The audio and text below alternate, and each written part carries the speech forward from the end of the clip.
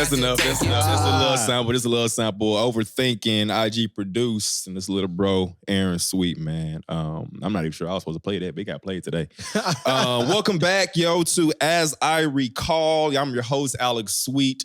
New season. Thank you all for your continuous support, man. Me really stepping out of my comfort zone doing this. As a matter of fact, one of the people that really influenced me and encouraged me to do that is sitting to my right today. So shout out to B Love in the building. Introduce yourself real quick, sir. Hey, man, thank you. And thank you for allowing me to be here on this esteemed occasion, man. Listen, thank you for all the praise, but you know how I feel about you. Same thing. Steel sharpens steel, iron sharpens iron, bro. Absolutely. So appreciate you. Ain't no problem, man. Your name, man. I am B Love, one half of the best relationship podcast, She and I podcast, that I do each and every week alongside my beautiful wife, India Marie.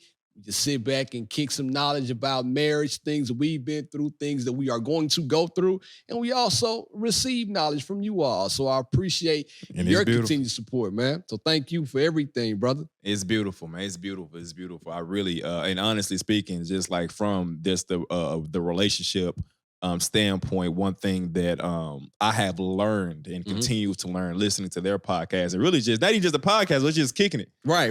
And this is the importance. Kick it in real life. Yeah, kicking it real. Exactly. Like we kick it, and that's just the importance of a communication. Yeah, serious. And that's really where I kind of want to just kind of kick this thing off, and just the importance of communication, not only in a relationship with your wife and your significant others, but also the communication that you will have with your kids. Come on, man. You know, with your friends, with your colleagues, and like why that is so important, man. And what I want to start with before we you kind of take the ranks, because I want you to take over these ranks. I want to say this right here. The reason I bring this up, and I think this is a message for somebody, there is freedom in communicating effectively.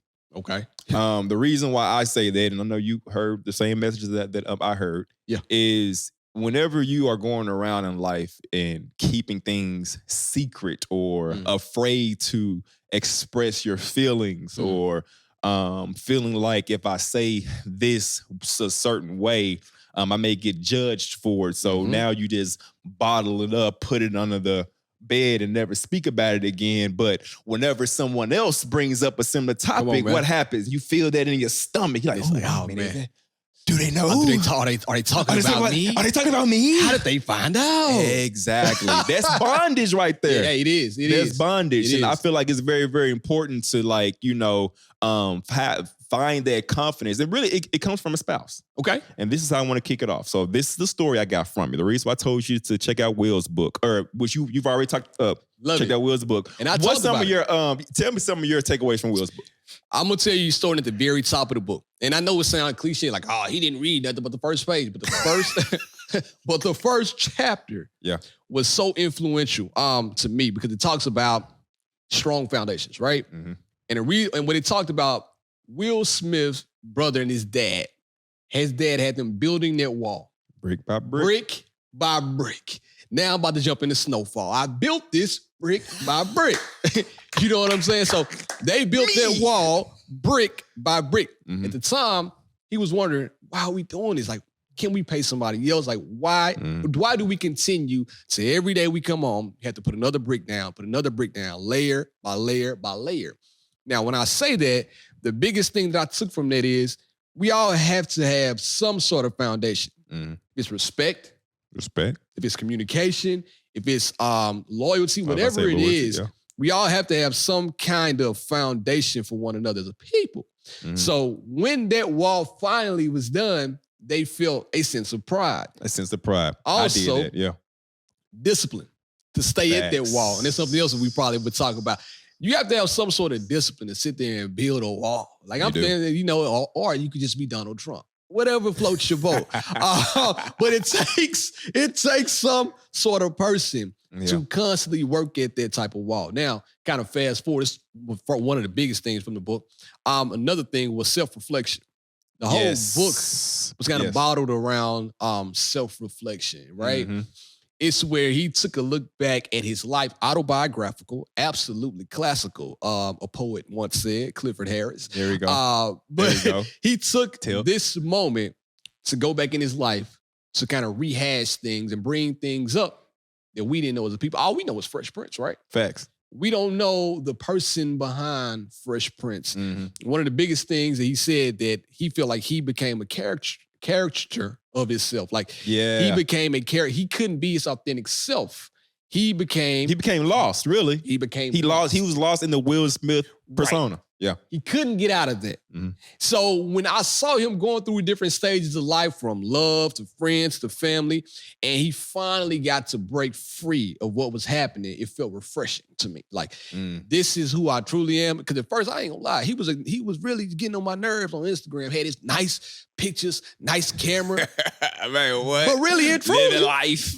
This is who he really wanted to be the entire time. Like, right, that's wanted to be free. Yeah. And as a free adult with that type of money, like, hey man, like, live your life, king. So those are probably like the two biggest takeaways. Like, man, release yourself from any personas, and then, man, have a strong foundation throughout your life. Yeah, that's true. I mean, you're going straight down the rabbit hole that we're about to go down. Right. And that's really that's self-reflection and really figuring out, okay, why am I the way that I am? Yeah.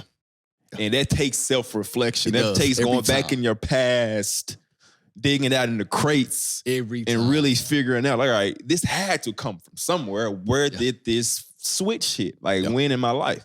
The reason why I brought it up was later on in the book. This is probably in chapter 20. Okay. When he tried DMT. Okay. He had his ayahuasca trip. Bruh. We'll talk about that on another episode. We will. So, to kick this off, I had a similar experience. Okay. And it was not ayahuasca. Okay. No, it was not that. So but I did have something. Okay, me too. I won't go into detail. Yeah. I was going to tell. Okay. I won't go into detail. Okay. Recently, my wife and I, we went on a trip to Miami. And it's like our favorite destination spot whenever we want to do a quick trip.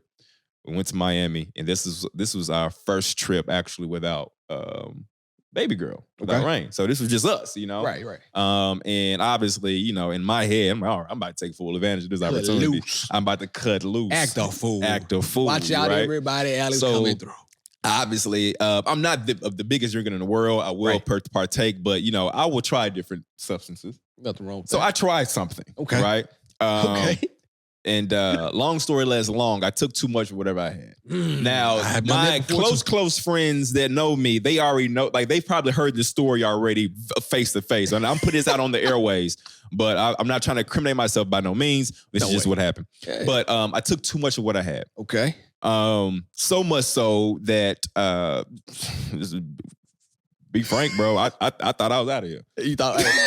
I'm coming home to Jesus. I was like, well, shit, man. Before I leave, I have lived a life. Let me go ahead and get some stuff off of me, though. Not for real. Like, for real. And, like, that's one thing, just going back to relationships that I just hit on, like, I feel like communication is very important. And I did not want to leave Earth at the time. I thought I was leaving Earth, having certain secrets that I've been wanting to talk about. Right.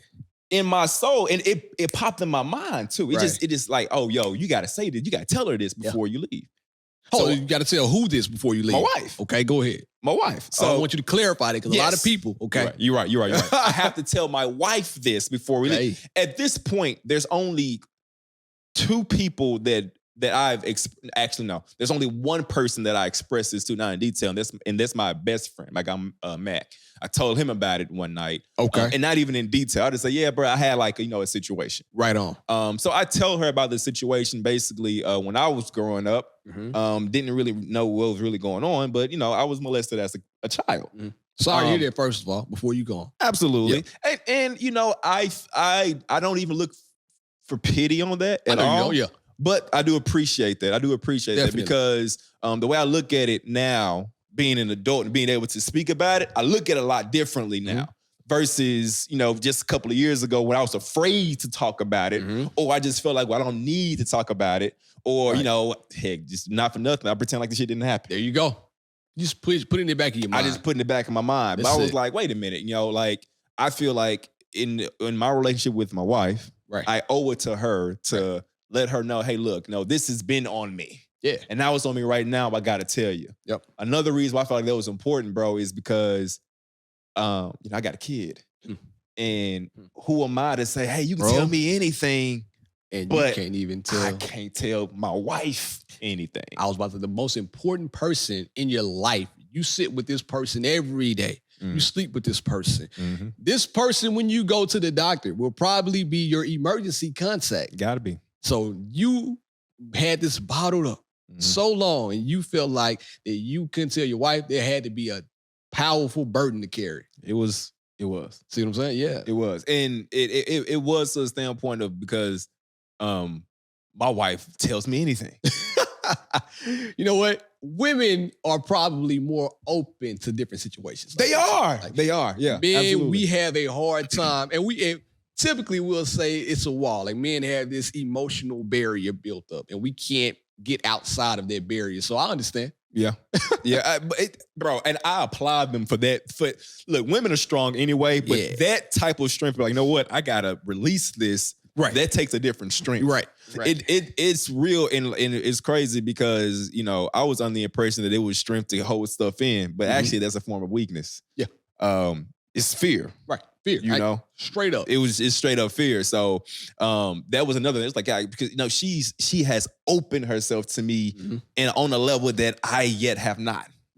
And I was like, damn, if I'm about to leave. Share something with you. Go ahead. Now, so if I'm about to leave, because that was the mindset I was in at the time. I'm like, well, man, listen, out of here. God is calling me. If God's calling me and I want to make sure I'm through them gates, let me make sure I get everything off my plate. So I was laying there in that bed, but I said, babe, cried and shit. Man, so, I can't believe that you bro, I thought I was about to listen. I've had a singular experience where I just knew I was dead. It was, yeah. You couldn't convince me I wasn't dead. Like I knew my granddad was about to, hey man, I knew you would come up here sooner or later. Sooner than later. Come on up here, son. Man. So I knew I was there. But anyways, that's where we're going here. And like I said, I just want to have a conversation just about obviously that in the Black culture as men being able to open up about certain things. But also just like the importance of just communication, bro. And like just being able to be open and transparent and why it is important in our culture, raising kids, in a relationship, why you gotta secrets make you weak, yo. Yeah. Secrets make you weak. Yeah. And you shouldn't have to endure things like this when you have a strong foundation, right? Facts. You have established a foundation with the queen, with your wife. And I don't think anything should be held back from somebody like that. Like what you're doing now is powerful. Like you're sharing it with everybody. However, just by releasing it to your significant other, like letting them lighten the load for you is something that's amazing. And I think we kind of care less about anyone else, really. I mean, that's really what it is. You got your wife, you got your daughter. Man, listen, you have a beautiful home. You're doing super good in your career. Like, thank you, brother. This is all cake. You know what I mean? Like what you're doing now is kind of releasing this for you. Yeah. This is big. So I applaud you. When we talk, I told you, I feel like this is big, man. Yeah, absolutely, man. Like it just to piggyback on that, it was a step that I wanted to take. But it did take, because honestly, it was no one else really I was too concerned with the older I got. The older, I mean, obviously when I was younger, like, and when I say younger, I'm talking about like college days, high school, when I was just in these streets, you know what I'm saying? It was something that like I literally tried to forget about. Oh yeah, you had to. And that came in the form of a lot of things. That came from me the form of being in the streets. You know what I'm saying? Yeah. My list is nice. You know what I'm saying? Yeah. Like, go college made his bay. But I was masking that though. That was something I was definitely masking. You're masking. I was masking it. Then I felt like it always like something will pop up to where you felt that in your stomach. And I was like, okay, if I want to be free to talk about it, at this point in my life, the only person's opinion I really care about and I was really afraid of, but I shouldn't have been, was wifey. Okay. So I can tell her that now. Oh shit. I'm good. I get on the mic now. Everything else is cake. You say whatever you want about me. My wife loves me. Period. My daughter loves me. Period. I'm going home to love. Like, my genuine friends. Yes. They love me. Exactly. I got real love. And I used to tell my old coworker, she used to get so fed up at work and like people did her wrong at work. I'm like, sometimes at work, this is the only thing they have is work. Facts. Outside of these walls, a lot of people like that. I get real love outside of here. Like, I can leave today and get real love outside of these walls. That's what you're doing now, bro. That's got true. real love. It's true. It's true. It's true. So, anyways, that was the kickoff. Yeah. That was the kickoff. So let's just have a conversation, man. Let's do it, man. What you got for me? I said I wanted to share something with you too. You did. And, so let's go straight to it. I What you ain't got forget about it. I didn't forget. All I right. had it pulled up right here. So speaking of wives, my wife encouraged me we need marriage counseling. Not just for us as like we're going through things, but we go to the gym. We go to the doctor. Yeah. We also need help with our marriage. So I agree with that. 100%. She wants to go to therapy or whatever. One of the biggest things that I wrote down from the therapist, so Christian-based therapy. So if you're not down with Christ, then it's all right. But you can find a message in this, not all right. But do your thing. It says, fear. God has not given us a spirit of fear, but of surrender to God to block out fear. Confess to God. Confess to God that you're afraid of something, and God will release you from that fear. That goes back to the burden thing. So, man, I started at the top. Like, something you said that resonated with me was you told your best friend before you were able to tell your wife. Why do you think that you felt comfortable with telling your best friend before you would tell your wife? Man, that's a good question. That's how I want to start. That's a good question, yo. That's a good question. Because honestly, I just feel like whenever you got your real homie, okay, like your real homie, you know that he gonna be that. I mean he says it, yo. I'm here no matter what. Right on. And we've always had a relationship to where when things got real bad, okay, be it financially, right, or if there was a mess up with the lady, or work, yo, I'm about to quit this job. Like it was one of those things to where it was literally we have a no judgment zone. I love that. It's important to have brothers like that in your life, and I'm talking about those that won't take that, use it against you later on.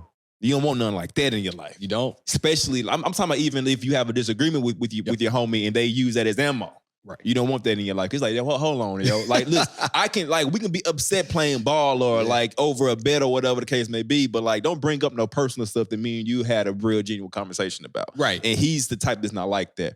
So, I'm not saying it is right. No. It just stood out to me. You know what I mean? But it's a fair question. I mean, because honestly, I feel like the reason why I told him it was a conversation of like, yo, should I tell her? I knew you were gonna say that. Yeah, like asking him, and getting his buy-in. Yeah, sometimes you need that. You do. You need some reassurance. Some reassurance. That's what it is. That's all it is. Is this wild, bro? Yeah, like what you think it is, bro? Am I the only one? Yeah, exactly. No, real talk. I mean, that's like another part. It's like, yo, like if I feel like shit, is this just me? Help me. So I mean, that's probably why I started with him, because it was a question of like, and then we had a conversation like, all right, Mac was like, all right, bro, let's just run through it. What you gonna say? Yeah. Like, how you gonna start off? You just gonna go home and be like, yo, let me tell you what happened to me years ago, or is it gonna come up naturally or what? And like, honestly speaking, that was a conversation. And like one thing that we did, I do remember this specific about the conversation was, and he said, yo, there ain't gonna never be you're in your mind, ain't gonna be no right moment. It won't be. It's not. But what is going to happen is you are going to start getting hella signs. And it's going to keep bothering you. The more that it bothers you, and if it affects the relationship, like, yo, you got to go ahead and take care of it. That was the conversation that we had at that point. And so I guess to your point, that's the reason why I was asking him to get into reassurance, like, yo, like, I mean, what do you think about this? Right. And what's funny about this, something else you said that it's kind of resonated with me too, was like, were you the only one? And something we talked about offline right before the mics came on was like growing up in our environment. So backing up again. Let's do it. Said you got molested. Now, at what age did this happen? What ages did it happen from a range to a range? Or I can give you a range, okay, because I can't pinpoint that. I just remember like where I was in because where I was that time period at that place, well, it had to be in a certain window. Got you. So I was young. Like you said, you tried to bury this in your head. So I did. Get it. Exactly. I was young. Like I'll say I was under 7. Okay. Under 7 is young. Probably under 6. Scary, yeah. But it was that age to where, like, you know, I mean, it was my first sexual encounter. Right. That's how young it was. Right. You know what I'm saying? And like once that happened, I mean, I didn't know what was going on.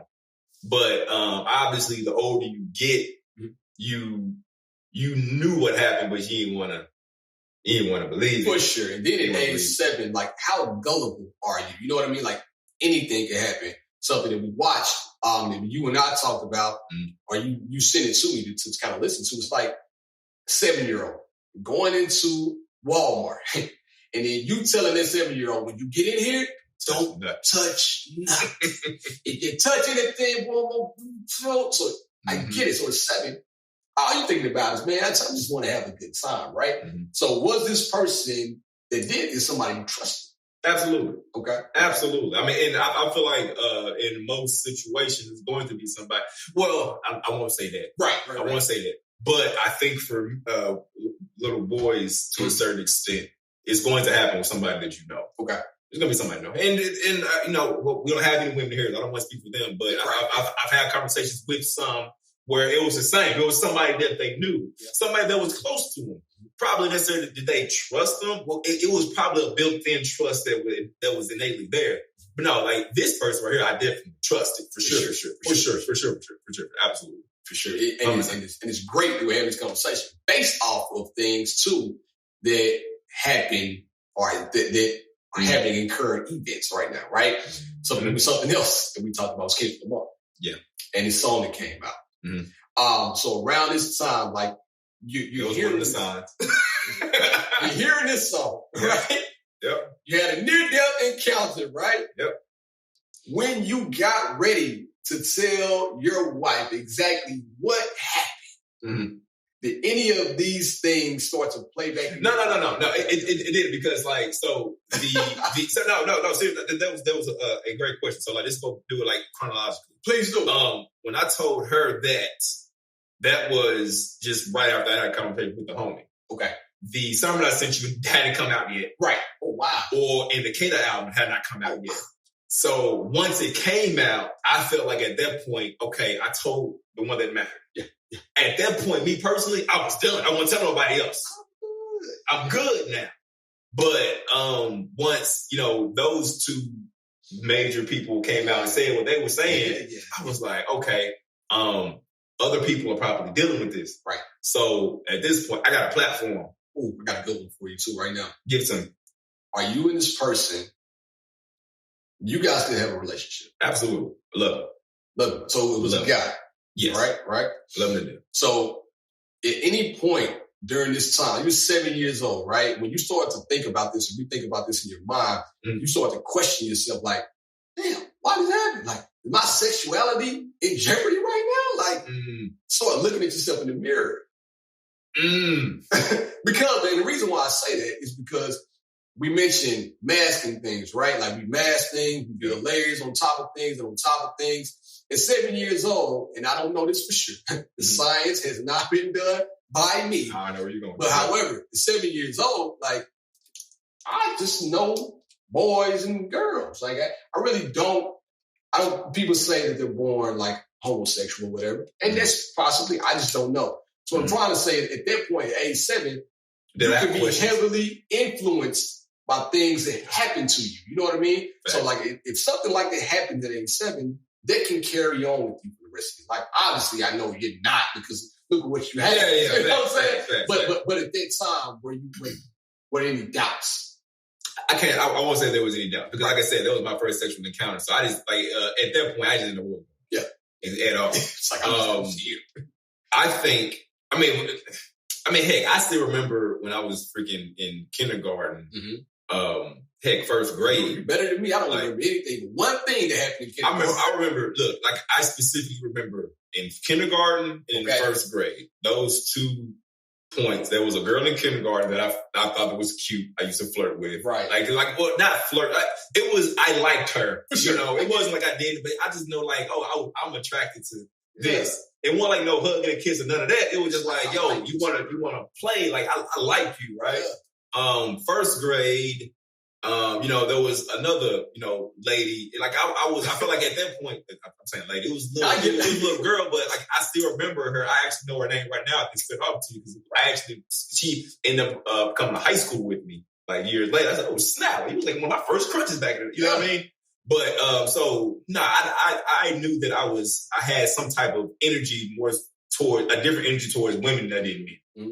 So when this happened, like I said, like that energy that I had towards girls at the time, it wasn't a sexual energy. It was just an energy. Yeah. It was a different energy that I would have with my homie that I would play ball with versus how I treat this lady. Understood. And now something else got introduced. You see what I'm saying? Yeah, I get. So now an activity. Yes. Yes. I'm not sure emotion. Exactly. It was just an activity. So it happened with the dude. So I can't like now details on where my mind was at that point. For sure. I'll say this too, just to be transparent. I've been pretty sober too. Before we had this conversation, like this White Claw is the first that I've had. Not real talk. Like I've been sober all my vices. Yeah. Like you know how I am. Yes, so I wanted to make sure that I was clear. I wanted to be able to recall certain things, right? And that's important, as I recall. And that is one thing I will say when you are going through anything.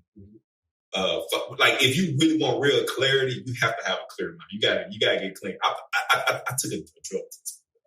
I saw you. You saw it, right? Yeah, like I'm the one that got it wrong. You had no faith in me, man. I was clean. Like I want to make sure that I got clear. Anyway, I'm off on a tangent. So that being said, there was an activity that happened with a guy. So at this point, I haven't seen porn. I have not experienced anything. I know what that was. Right. So when that happened, it happened. And I knew how I felt, and it was weird. Okay. And shy me, and and I grew up a lot like Will, peacemaker. I'm making everybody laugh. I didn't want to bring this up to nobody because it felt weird. So like, I don't know. So since I don't know, I'm not going to say anything about it. Right. And I forgot about it. Well, I didn't forget it, but I was like, all right, I'm done with this. I'm not going to store it away, right? Store it away. This is a memory you want to forget, but you know it's there. Yeah. What is there, or has there been any conversations with the guy that did this? Yes. Okay. Specific about the situation, not yet. Okay. I wanted, like, I've been reaching out because I wanted to do it even before we sat down because I want to have that conversation with us. Yeah. I want to have a conversation. Right. Any resentment? Or do you think, let's dig you, because I would be upset. Yeah. So no resentment at all. I'm going to tell you why, though. Because our ages wasn't that big of a gap. Okay. And so that being said, it wasn't that big of a... It was a big enough... He knew what he was doing. Okay. But at the same time, he was... Now that I'm grown, he was still a child. Yeah. Looking back, I'm like... Yeah. I mean, now he got it... Look, this is how I think of it now. Okay. He got it from somewhere. And that's a better question. What happened? So who am I? Like, you was wrong. Well, you was a child too at the time. Older than me, but somebody, you've had to... Where did you stumble upon this type of activity? Where? Where did you stumble upon this? Yeah. So, like I said, that was my introduction to like sexual activity. Like I didn't know what it was. Right. And at the time, even that phrase, sexual activity, I didn't know what it was. I didn't know what exactly. So like now, like no, I'm not upset at him at all. I just feel like, and like me and my wife, we had a conversation about it as far as even like just that the term, he abused me or whatever. I'm like, damn, like, can we find a better term? Like, was it not regular? Absolutely. Right. But we got to give some people some grace. And if we have more conversations about it, we can probably avoid a lot more of this type of stuff happening and being more transparent. But, you know, did that answer your question? Yeah, it did. But somebody might counter you and say, hey, because you don't think it's abuse, somebody else might think it's abuse. That's why I say, that's true. 100%. Like, case by case basis, things are different. And you're a big enough person to look at the optimistic part, whereas some people look at it like, no, like, I can't forgive this person because of how this has impacted my life growing up. And I get both ways. But to your point, right? Like, who are we to condemn another person? You're right. And to your point, though, about how it probably impacted their life, that happens. Yeah, that definitely happens. You were blessed with emotional intelligence at I think a certain point in your life to where you could store that in the back of your mind. A lot of people don't have that type of intelligence, and they will really let that weigh on them. I know somebody right now that has let something affect them, and they won't even talk about it. And it impacts their life in a great deal.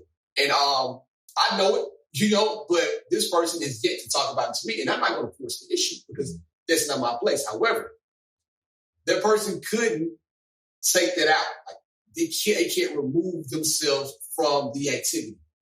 They let the activity kind of impact their life. So for you, man, it's great. I mean, it's I can't even say it's great because I am blessed, to your point, with emotional intelligence to where I can kind of, the older I got and I was able to start processing stuff and be like, all right, you know, me being mad about what a kid did, like, how is it really going to serve me? It's big of you, man. That's really what it is. Like, how is it really going to serve me? Like, me being upset about something that happened, you know, I can be upset, and I'm not saying anybody doesn't have a right to be. I definitely have a right to be upset, but, you know, I am on a growth journey. That's one thing I can say right now. Me personally, I'm on a growth journey. And me holding on to resentment, the word that you use, I can't grow that way. And you're so far removed from the situation right now that very far, you're just letting it out because it was a burden. This may be one of the only things you have left that's a secret between you and your wife and you and your family. Mm-hmm. Now, speaking of your family, did anybody know at the time because this was a family member, or does anybody know right now? No, so.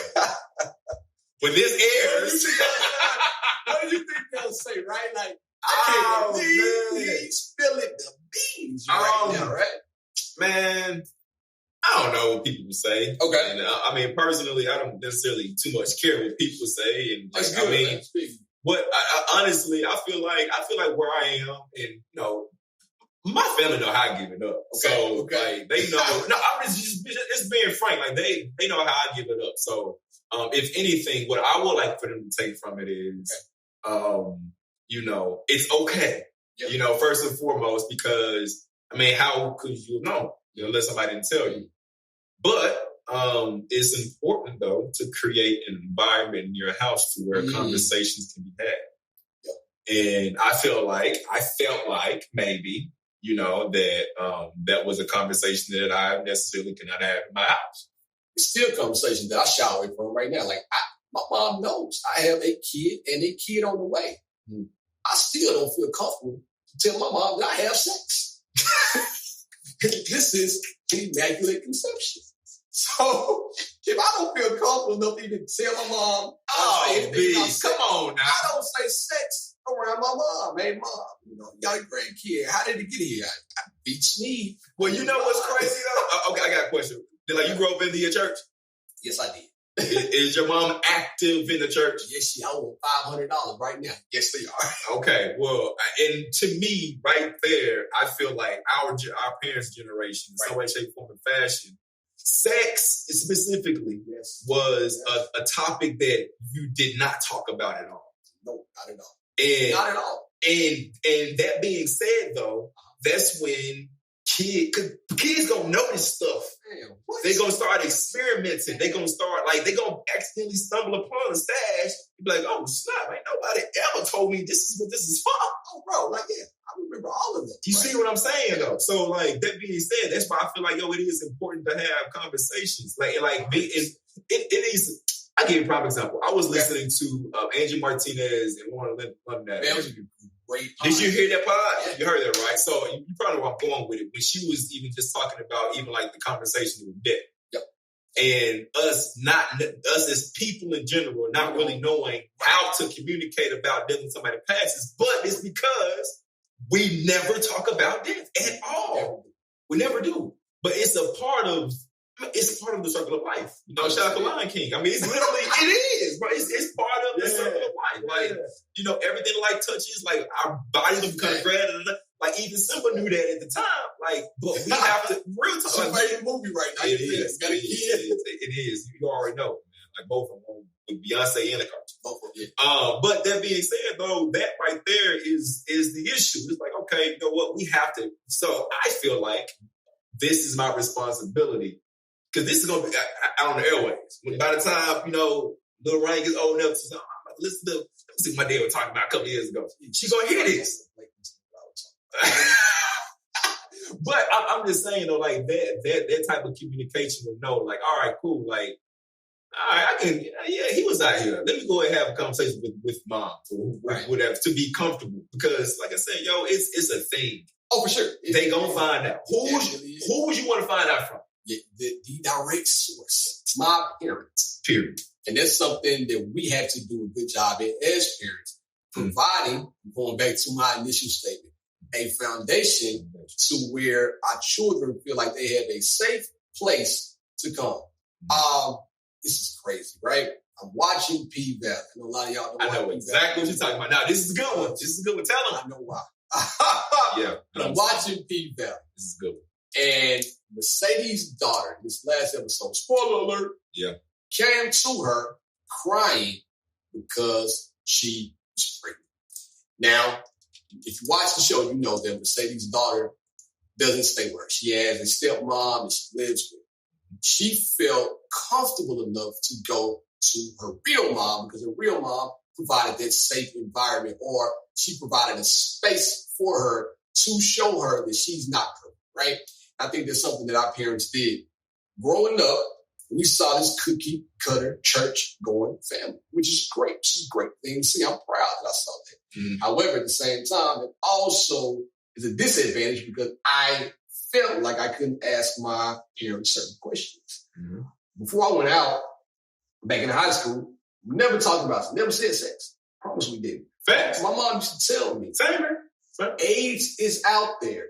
That was her way of saying don't have sex. It was just like, hey, remember when you go out, AIDS is out there. I'm like, shit, all right, but I'm still about to put this, I'm gonna do my thing. But that was her way of saying it. Never had a conversation, right? Yeah. So with all this happening to you, will this affect the way you parent Rain? Absolutely. 100%. Do you fault your parents? I don't fault anybody for not providing more protection. Man, I mean, here's the thing. Okay. Yes, you can. You can, yo. Like, look, I can fault everybody. I can fault my parents. I can fault their parents. I can fault the white man. I can fault slavery. I can fault everybody, man. It's facts. Yeah. But here's the thing. Information is power. There it is. And the information that they had back then, heck, they probably just did not know. Look, they were getting their resources probably from church. They didn't get it from their parents. So, can I blame them? I probably could. But what sense would that make for me blaming them? No. What I can do is one thing that my dad used to always tell me growing up is I want you to be a better version of me. I want you to be. I'm just. Hopefully, you ain't got to go through that. I'm trying to tell you. Shout out to Ho. Real talk.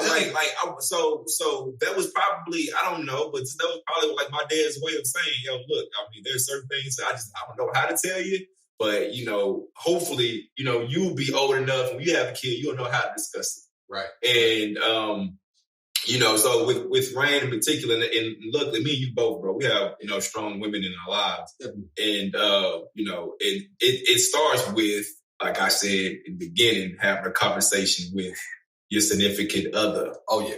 And, you know, we got to be on the same type of wavelength, the game plan, because, you know, I think that's a mother-dog conversation. Yeah, for sure. Me too. Now, if mom say, hey, Alec, come over here and say, you know, I'll give my 2 cents, you know.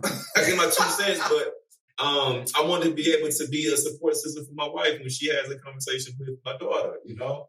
But if wifey not around, she on vacation, whatever the case may be, my daughter should know that, okay, when you come through this house, right, this is a safe free zone. Yeah, like I'm creating an atmosphere. Like, hey, look, like we mainly hang up upstairs. If she come downstairs, I gotta talk to you. If we sit down on this couch, I know, like I'm future ready. Oh, for sure. Like I just feel like one day I'm gonna be, you know, sitting down on this couch, you gonna sit beside me, you know, no TV on, staying in the picture, be like, all right, this is what's going on. All right, well, come on. Exactly. You know what I'm saying? I think like that. So I want that. I want the. What was it that the coaches say? Open door policy? Yeah. I got to open door policy, man. Open door policy from the team. Absolutely. Open door policy. All right. Absolutely, though. But like, yeah, so I think so. Absolutely. I mean, I'm definitely taking this, taking my experiences, you know, just in life in general. I'm trying to, you know, give to the kids. Absolutely. As you should. Now, going back to communication, though. Yep.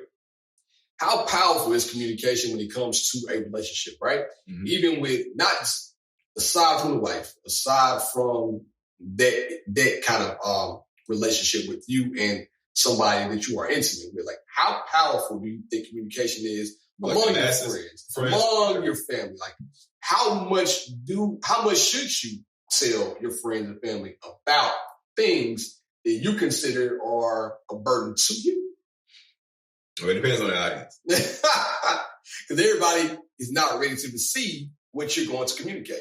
Everybody's not. And I just don't feel like everybody's in a place to though. Okay. That's important. Okay. You know what I'm saying? Like everybody's not in a place to, you know, I mean, look, bro, not for nothing. I feel like if I go to talk to certain people about like, if I'm having certain money issues, for instance. Yeah. My money issues may be different from your money issues. Yeah. So if I go to somebody that's like, literally paycheck to paycheck, trying to figure out all right, what the next bill is, and I'm over there, it's like, man, you don't believe, like, you know, the other property, I gotta pay lawyers' fees, Like, bro, you tripping over there? You got this big old house. I'm trying to keep on the lights. It's a different conversation, is what I'm saying. Yeah. You see what I'm saying? So there's certain people I probably won't put my burdens on. Right. Because you probably can't handle my burdens because you're dealing with your own. You see what I'm saying? But I feel like communicating to the standpoint of making like a learning experience is important. Okay.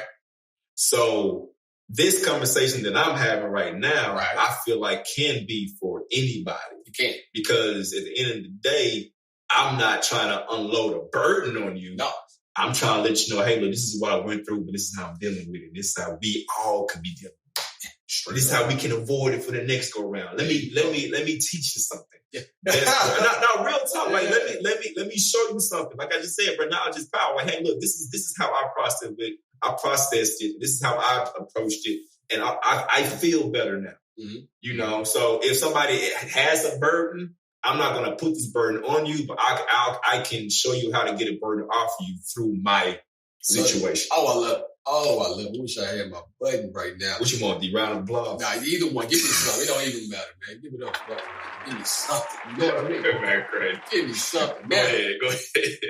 I got to ask you this, because I've been trying to skate around this topic right here. I don't know why I've been trying to skate around it. It's open door policy, dog. Come on. When you told your wife, what was her reaction? I mean, she was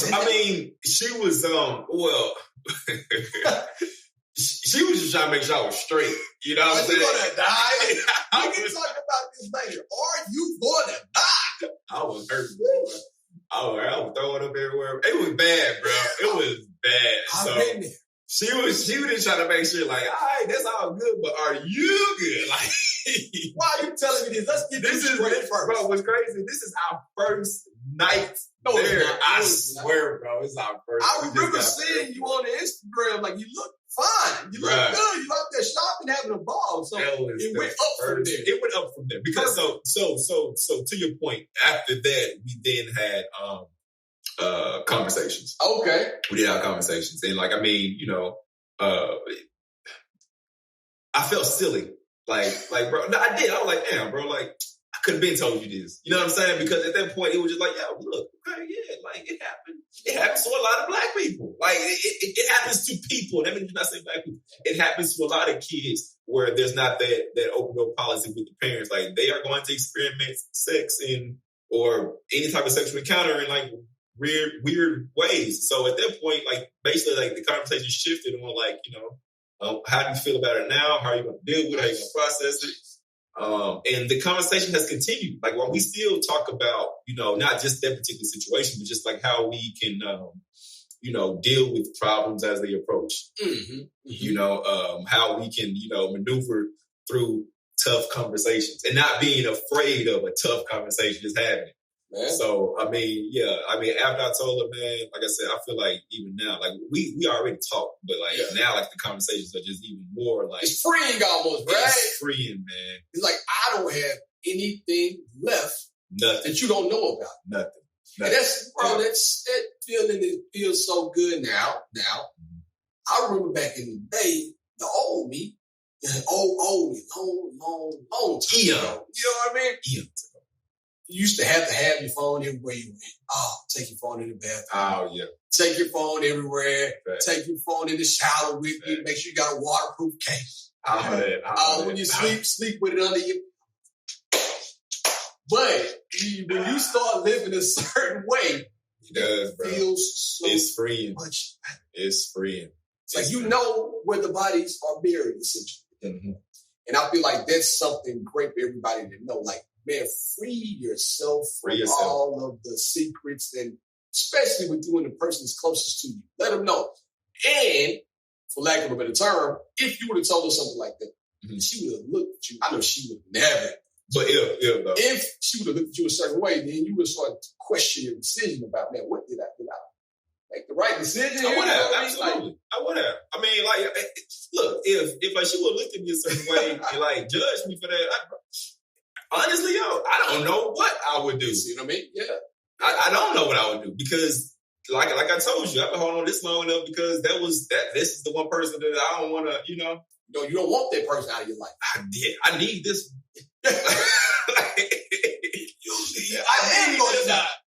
Exactly. I need this one. So man. But again, like I said, it was.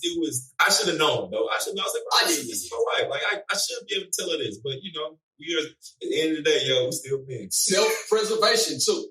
Like the first law, like I want to make sure that I'm good. Self-preservation is key. So understand that. Yeah. All right. So now, where you guys are right now, relationship is flourishing. Like everything's beautiful. Yeah. Roses and strawberries, right? Yeah, man. But kind of doubling them back again. At this point, this comes out. You guys are all going to go around your family. Do you think people will start to be like, why did you put that out? You shouldn't have said that. You shouldn't have done that. I don't know. Okay. Don't know. I have not. I don't. But it's not your. So bad. It's not. Yeah. I don't feel like it is. And honestly, the optimistic side of myself would say that they'll probably appreciate it. Good. I think that the younger people in my family, like my siblings, like my younger cousins, like all of us that are doing like parenthood together right now, I feel like they may appreciate it. Oh, I feel like it'll be a thing like, oh, right, okay, cool. Like, let's have some tougher conversations so we all can get free. You know what I mean? I feel like the only I guess fear that you will have of somebody judging is always gonna be like just that older generation, and like it's always like that. I feel like just that older generation, they just don't know what they don't know. Like, we have so much information that they just did not have. We are exposed to so much more that they just was not exposed to. We have experienced a lot more things that they have experienced. 100%. You know, so 100%. And it's crazy because, like, you know, the old saying is ain't nothing new under the sun. I do feel like that statement is still true. The issue is they not gonna tell us about it. I'll give you a prime example. Like, so on my last season, y'all go back and check it out. It was on my last season. I was having a conversation with my dad and some of his partners. I remember. And he gotta look at your dad on it. Y'all look alike. Yeah. You got more hair than he does. A lot more hair. I'm keeping mine for a little minute. He opened up and told me a story about, like, you know, when he was out, you know, using cocaine and stuff. Yeah. He ain't never told me that in his life.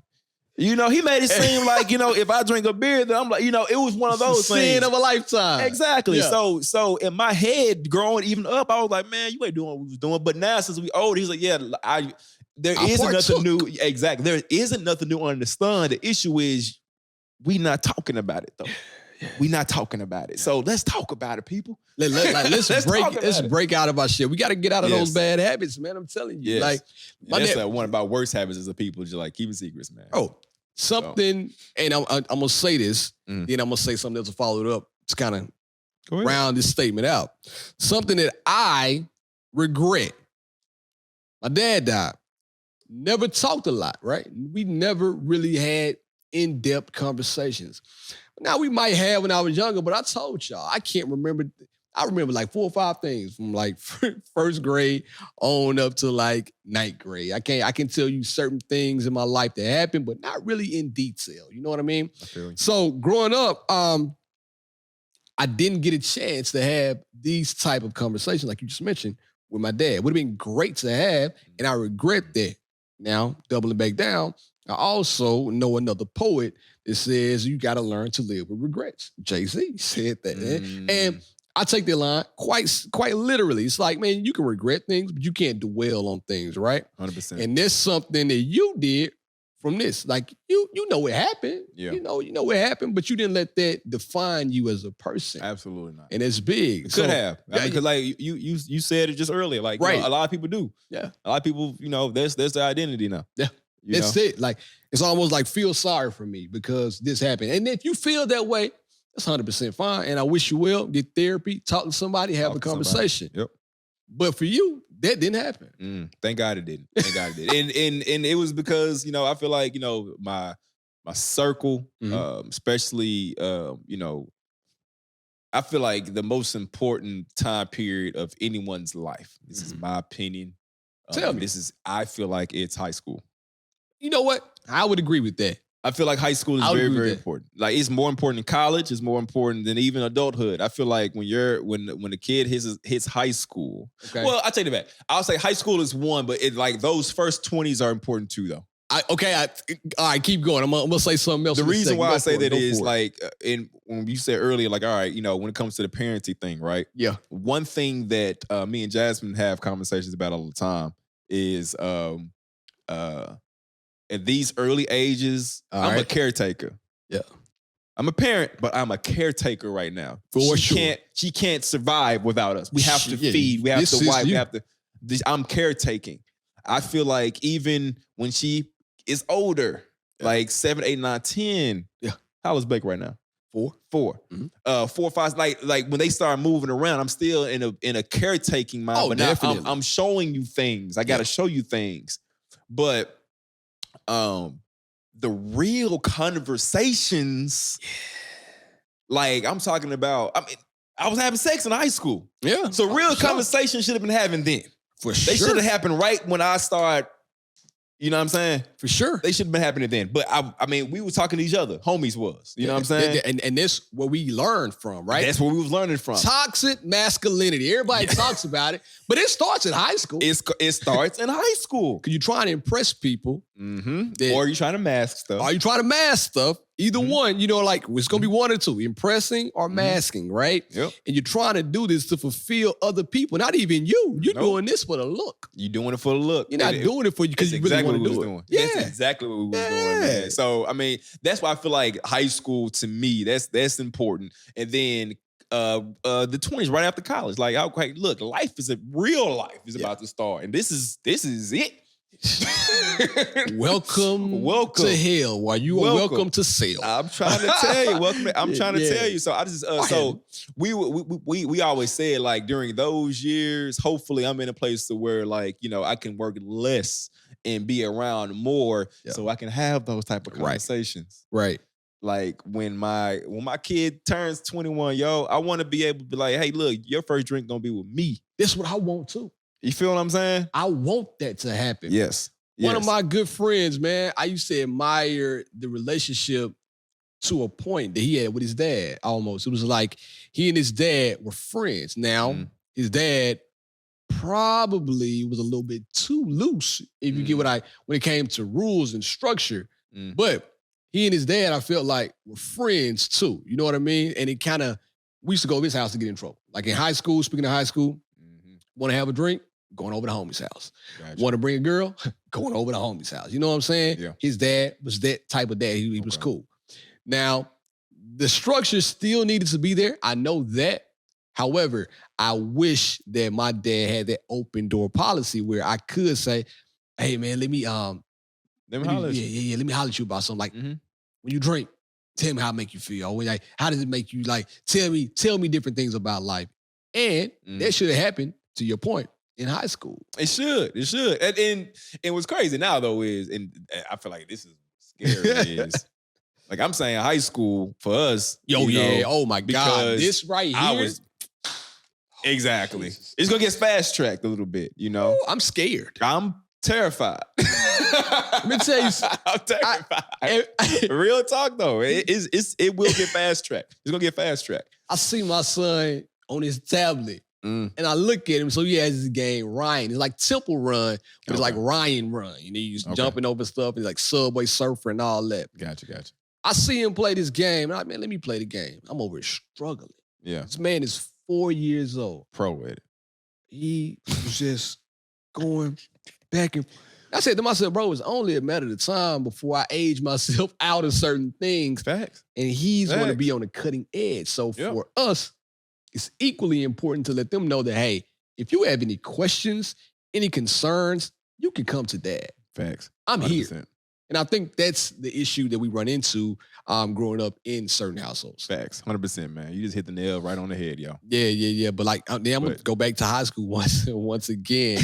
Go ahead, bro. Hey, listen, a lot of jewels and stuff. We learned a lot in high school, yo. High school that was where we learned about ourselves. Crazy, right? You got your identity probably like in high school, I feel like. At least I did. Yeah. You start to figure yourself out, like, who are you going to be from this point on? You know what I mean? Just not for nothing. I forgot I found out I was cute in high school. I did. Hey, bro, who told you were cute? It didn't matter, but I just knew, bro. Like they was coming left and right. I'm him. Left and right. It was coming left and right. Left and right. You know what I mean? Yeah. Doing high school, I was cute, bro. So it's all right, man. You know what I learned? I learned in high school that I could probably talk and get myself out of a lot of trouble. Right. In high school, there are certain things you discover do learn in high school, but I'm going to throw you a loop in this thing. Go ahead, get some. Somebody else asked me. I was talking to one of my friends, one of my homegirls, and she said, "Do I think college is important? College is important, or college is necessary?"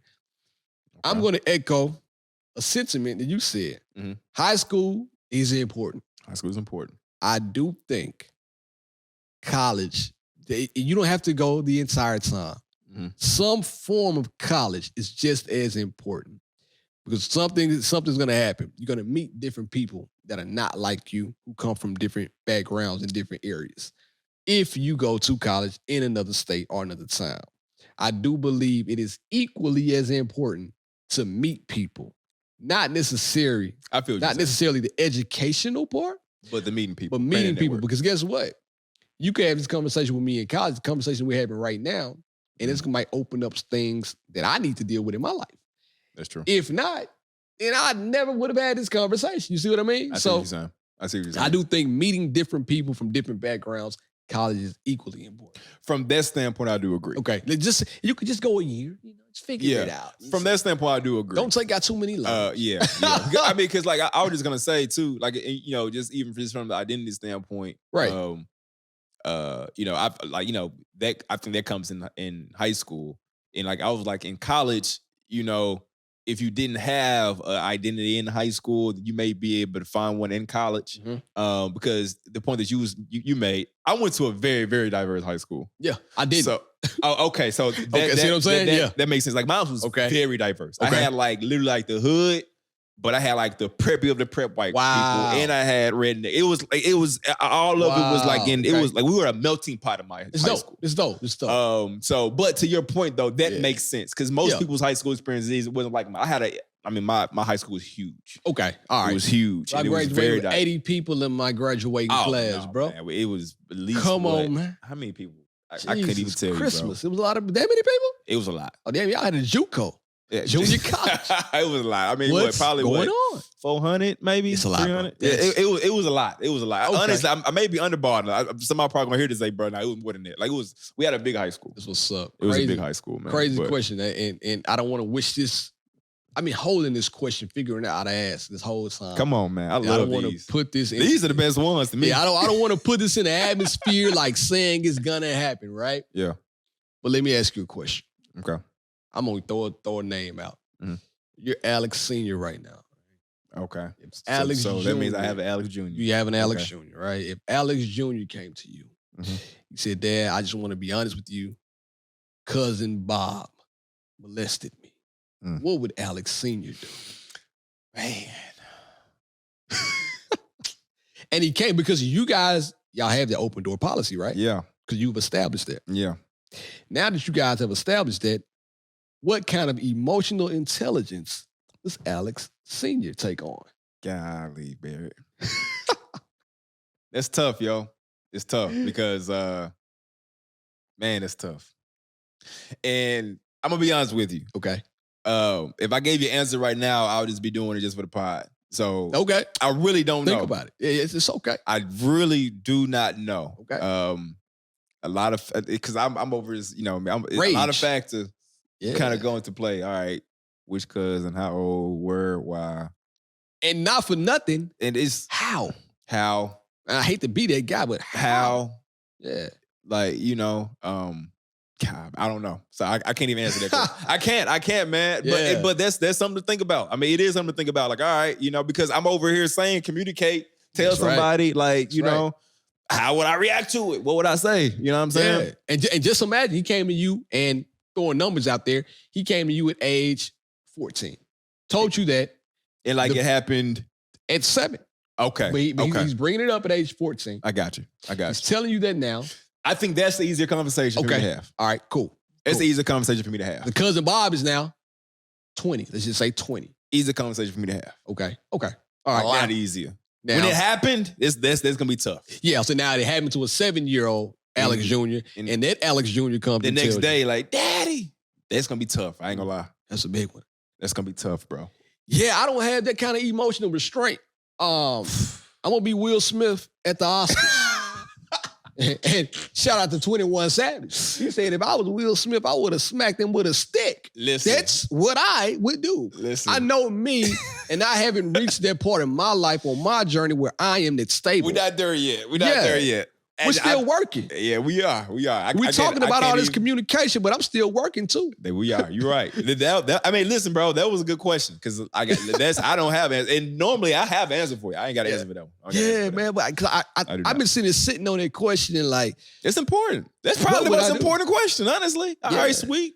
What would you do then? I mean, that's an important question to ask. Because we are talking about communication and we do want an open door policy. But when when Pandora's box opens up, what do you do from that standpoint? Yeah. And it's something that we just, hopefully one day I do meet someone, a therapist or, someone that has experienced that, if somebody's listening and, you guys know someone seriously. I would like to hear this. Hit me up. Too. I want to hear the answer to that because that's a conversation. Again, that's a conversation that we need to have. All right, this is what happens when you do cross that bridge. Because honestly, I don't know anyone that has crossed that bridge. I don't. You always hear about it, future tense. Oh, this happened to me years ago. Not like he just told me this. Yeah. Yeah. Now I will say, and I'm gonna get off of it after this. I will say that like there are, I mean, you have heard the stories of like kids have saying stuff and parents didn't believe it. Yeah. I mean, you've heard that. Oh, all the time. Now that's something to me, my personal opinion.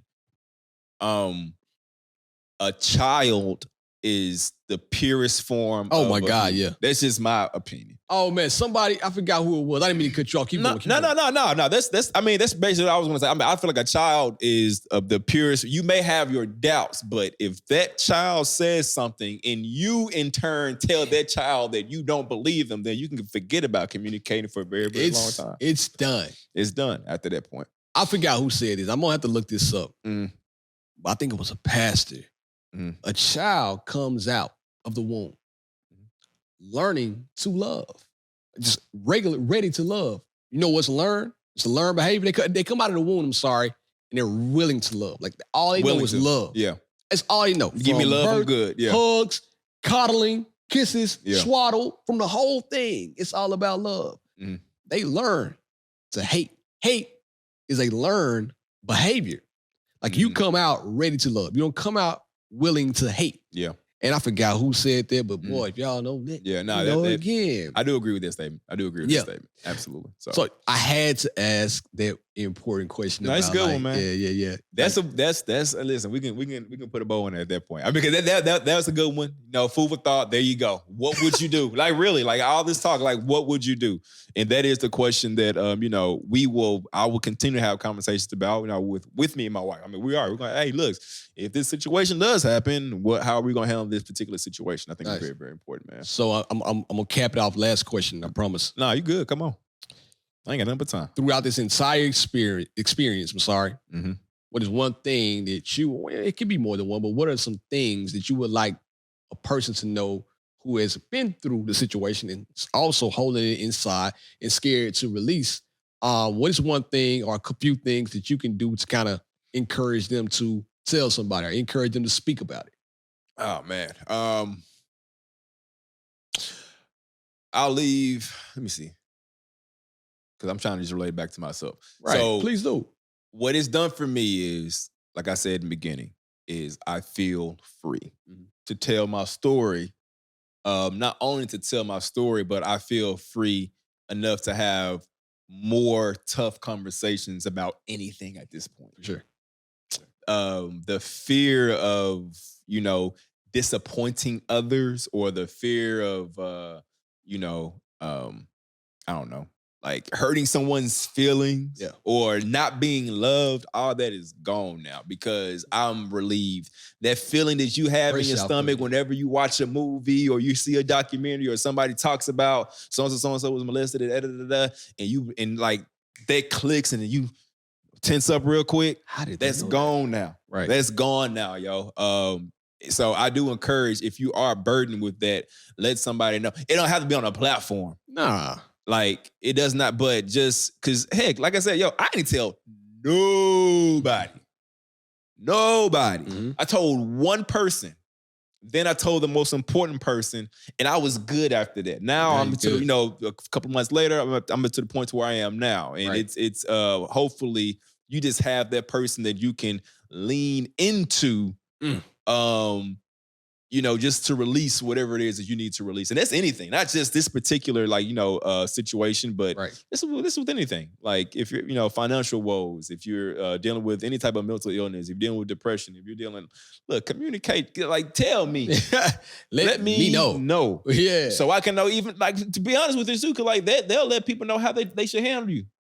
You feel like you're on an island. You feel like you're on an island by yourself. You're not on an island by yourself, yo. You're not, man. So, I mean, that's the main thing, is just really just free yourself. Drop them shackles. Just free yourself. That's really what I got.